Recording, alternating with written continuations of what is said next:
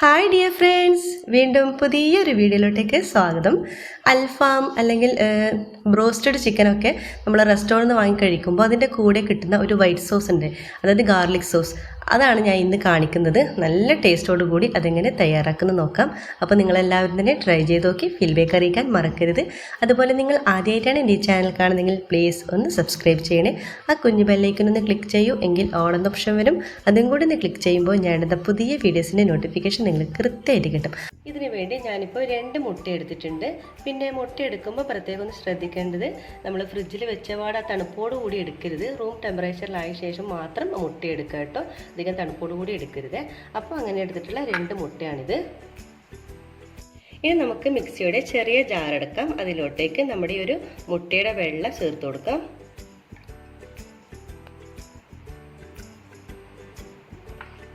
പിന്നെ നമ്മൾ ചേർത്ത് കൊടുക്കുന്നത് വെളുത്തുള്ളിയാണ്. വെളുത്തുള്ളി 3 അല്ലി വെളുത്തുള്ളിയാണ്, അത് ചെറുതായിട്ട് അരിഞ്ഞതാണ്, അതുകൂടി ചേർത്ത് കൊടുക്കാം.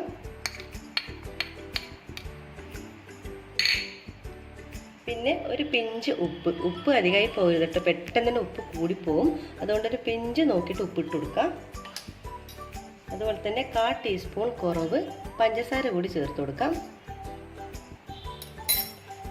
പിന്നെ നമ്മളിതിൽ ചേർത്ത് കൊടുക്കുന്നത് 1 ടേബിൾ സ്പൂൺ ചെറുനാരങ്ങയുടെ നീരാണ്, അതും കൂടി ചേർത്ത് കൊടുത്തിട്ടുണ്ട്.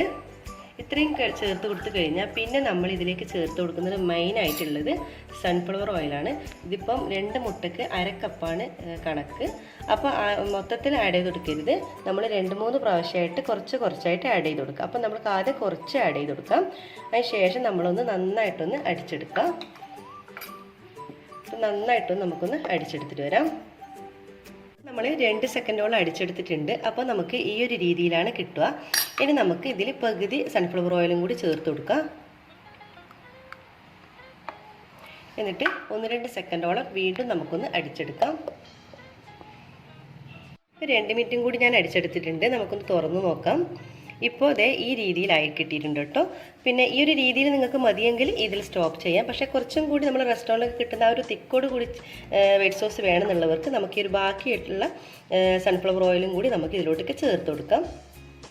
അപ്പോൾ 2 മുട്ടയ്ക്ക് 1/2 കപ്പ് സൺഫ്ലവർ ഓയിലാണ് കേട്ടോ കണക്ക്.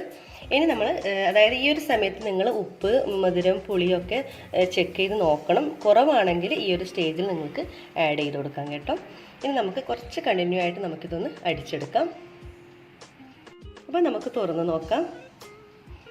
കണ്ടോ, നമ്മളെ നല്ല റെസ്റ്റോറൻറ്റ് സ്റ്റൈൽ നമ്മൾ ബ്രോസ്റ്റഡ് ചിക്കൻ്റെ കൂടെയൊക്കെ കിട്ടുന്ന അതേ നല്ല ഗാർലിക് സോസ് തന്നെ ആയിട്ട് കിട്ടിയിട്ടുണ്ട് കേട്ടോ.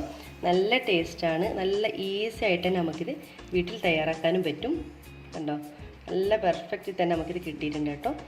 അപ്പോൾ നിങ്ങൾക്ക് എല്ലാവർക്കും ഇഷ്ടമായി എന്ന് കരുതുന്നു. നിങ്ങളെല്ലാവരും തന്നെ ട്രൈ ചെയ്ത് നോക്കണം. ട്രൈ ചെയ്ത് നോക്കുന്ന സമയത്ത് ഫീഡ്ബാക്ക് അറിയിക്കാൻ മറക്കരുത്. അതുപോലെ തന്നെ ഇഷ്ടമാണെങ്കിൽ ലൈക്ക് ചെയ്യാനും ഷെയർ ചെയ്യാനും കമൻറ്റ് ചെയ്യാനും മറക്കരുത്. സബ്സ്ക്രൈബ് ചെയ്യാതെ കാണുന്നവരാണെങ്കിൽ പ്ലീസ് ദയവായി ഒന്ന് സബ്സ്ക്രൈബ് ചെയ്യണേ. ഇൻഷാ അല്ലാഹ് വീണ്ടും മറ്റൊരു നല്ലൊരു വീഡിയോയിലൂടെ വീണ്ടും കാണാം. അതുവരേക്കും എല്ലാവർക്കും ഒരിക്കൽ കൂടി താങ്ക് യു.